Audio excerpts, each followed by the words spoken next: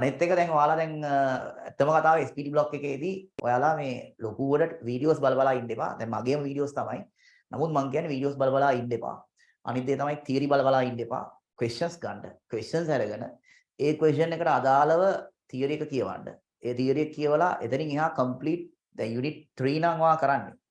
unit 4 නම් ඔයා කරන්නේ unit 4 book එක පැත්තක තියන්න. ඒක start එකේ ඉඳන් අගට ඒක කියවන්න යන්න එපා. ඒක කිසිම effective නැති method එකක්. ඉතින් මේ method එක university එකේදී කවදාවත් අපි කරන්නේ නැහැ. මේ A levels වල තමයි අපි එහෙම කරන්නේ. university එකේදී කිසිම දවසක අපි paper එකක් කරන්න කලින් theory එකක් පාඩම් කරන්නේ නැහැ. paper එක තමයි අපි ගන්නෙ. මේ වගේ මේ tute එක ගන්නවා වගේ අපි pass paper එක ගන්න. ස්කූල් අපේ යුනිවර්සිටි එකේ පාස් පේපර් එකක් ගන්න. ඒ පාස් පේපර් එක අරගෙන ඒක ක්වෙස්චන් එකක් අරගෙන ඒ ක්වෙස්චන් එක කියවලා ඒ ක්වෙස්චන් එකේ තියරි එක තියෙන තැනට අපි යනවා නෝට් එක අරගෙන.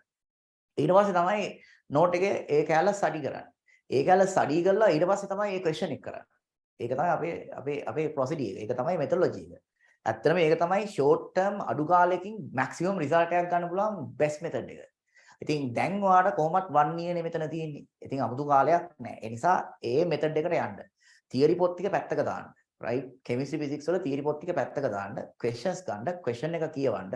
තියරි එක දන්නේ නැහැ. right ප්‍රශ්නයක් නැහැ. ඊට අදාළ තියරි එක හොයාගන්න. තියරි එක කියව ගන්න. understand කරන්න. then එන්න question එකට question එක කරන්න. that's all. ඕක තමයි best method එක. මෙතනින් එහා 1 year තියෙනවා. ඒ 1 yearම ඕක කරන්න. SPD block එකත් එහෙමයි. SPD block එකේ කොච්චර අපි තියරි කරත් organic chemistry වල කොච්චර තියරි කරත් questions වලින් යන්න. questions වලින් යන විදිහ තමයි මම කියලා දෙන්න SPD block එකේ and organic වල ඔයගොල්ලෝ මේ කියන මේ පත ඉනෝගනික් නෝට් මෙච්චර විතර කරයි. රයිට් හොඳයි. ඒ ගෙදර ගිහින් තියලා තියන්න. ඊළඟ පරම්පරාවටවත් වැඩක් නැහැ. එච්චරයි මට කියන්න තියෙන්නේ. ඉතින් ඕගනික් එකත් එහෙම තමයි මහා පත නෝට් කරයි වැඩක් නැහැ. ඊළඟ පරම්පරාවටවත් වැඩක් නැහැ. ඒක ස්ටඩි කරන මෙතඩ් එක නෙමෙයි. රයිට් ඒවා කියව ඉන්නේ නැහැ. අපි බේසිකලි අපි පාස් පේපර්ස් through තමයි අපි අන්ඩර්ස්ටෑන්ඩින් එක තනිකර සබ්ජෙක්ට් එක ඩිරෙක්ට් කරන්නේ පාස් පේපර්ස් වලින්. හරි. ඒක තමයි මේ ඊට අමතරව මම ටියුස් ටික වෙනම හදලා දෙන්නම්. මේ මොකද්ද වෙන්න ඕනි කියලා හදපුවා තියෙනවා. මේ ඉනෝගනික් වලත් සෑහෙන ටියුස් ටිකක් තියෙනවා. නමුත් ඉස්සරහට තියෙන 1 year time period එකත් එක්ක බලන්න නැද්දි මම ලස්සනට කියන්නම් මොකද්ද වෙන්න ඕනි කියලා. right. එතකොට දැන් මෙතන මොකද්ද කතාව?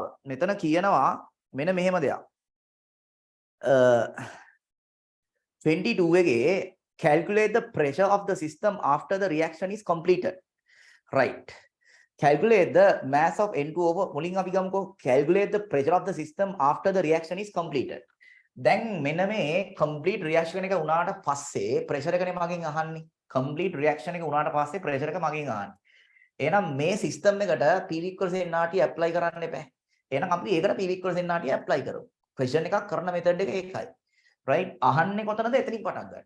එයාලා කියන තැනින් අපි පටන් ගන්නෑ. හරි. එයාලා කියන තැනින් අපි පටන් ගත්තොත් අපි අමාරු වෙනවා. ඒ නිසා අහන්නේ මොකක්ද? එතනින් පටන් ගන්න. එතන තියෙන equation එක ලියන්න. equation එකේ unknowns check කරන්න. equation එකේ unknowns check කරන්න. unknowns check කරනකොට unknowns තමයි ඔයාලට direction එක දෙන්නේ. එතනින් එහාට යන්නේ කොහොමද කියලා. chemical calculations gaseous states of matter. then ඊළඟට අපි ගත්තොත් enthalpy and whole physics. තනිකර physics. physics එහෙන් පිටින්ම කතාව ඒකයි. තනිකර physics යන්නම ඕන.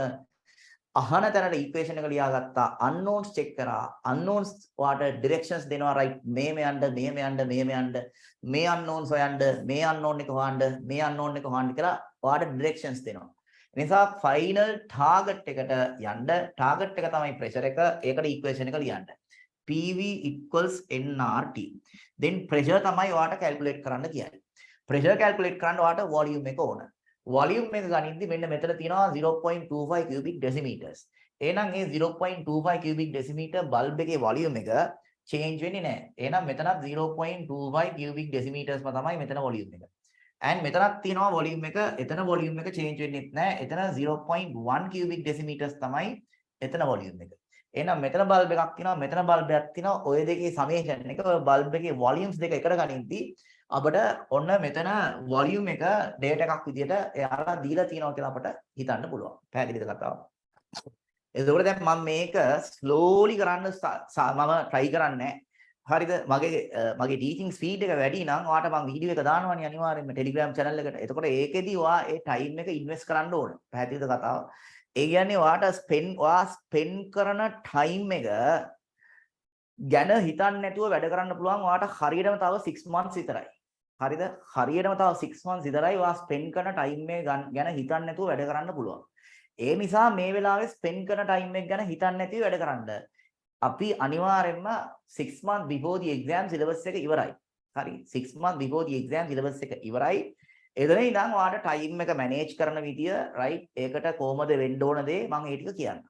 දැනට time management එකක් විදියට ඔයා 3 hours minimum chemistry වලට every day හරිද හැමදාම 3 hours නම් අනිවාර්යෙන්ම ඒකට invest කරන්න වෙනවා. right ඒ investment එක අනිවාර්යෙන් කරන්න ඕන.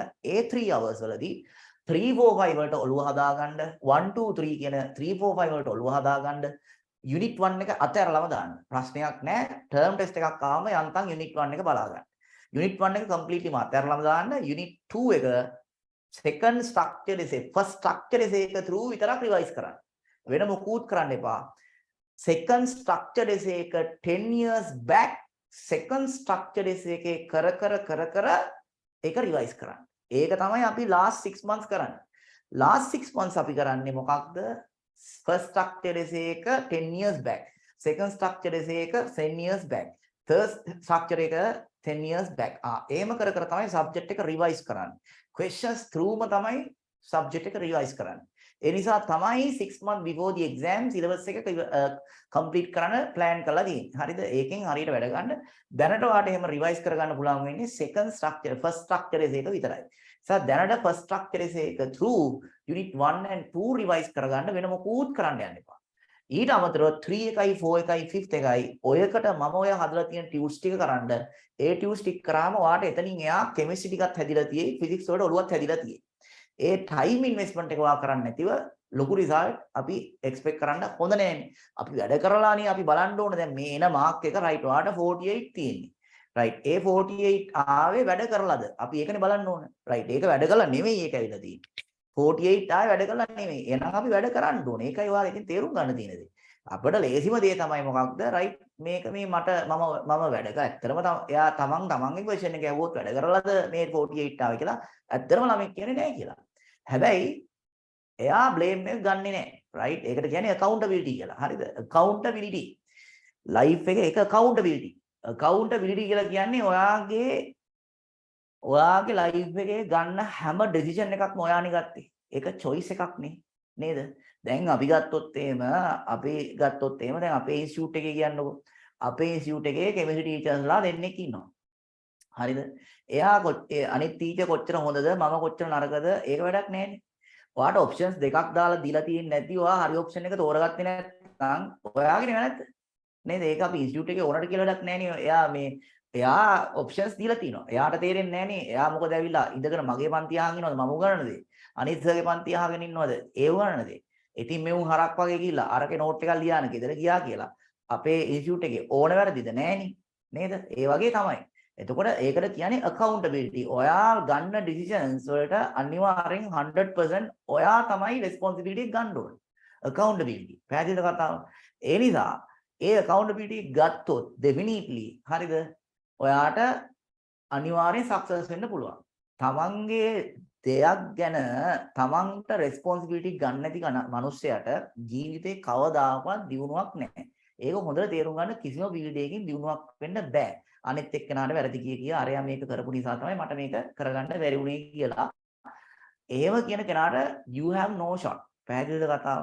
ඒක මම මේ කියන එකක් නෙමෙයි. ඔක්කොම මම නම් ඉතින් මහ ලොකු මිනිස්සෙක් නෙමෙයිනේ.